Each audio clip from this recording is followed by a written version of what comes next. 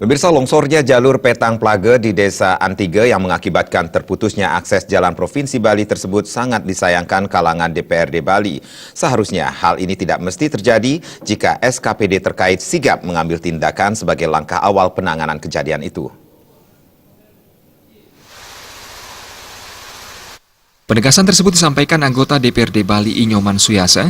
Menurutnya, longsornya jalur Petang Plage di Desa Antige yang mengakibatkan terputusnya akses jalan provinsi tersebut semestinya menurut Ketua Fraksi Gerindra DPRD Bali tak perlu terjadi, mengingat longsornya hingga berdampak terputusnya jalan itu tidak terjadi dalam waktu bersamaan.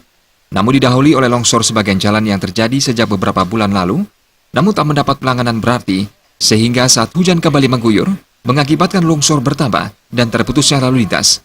Mengantisipasi hal serupa terjadi di daerah lain, Suyasa mengingatkan SKPD terkait di provinsi lebih tanggap tidak seperti sekarang ini, yang terkesan lamban dan lalai. Saya kira ini juga menjadi memang ini masalah klasik sebenarnya ya, ketika pengawasan itu tidak dilakukan secara maksimal.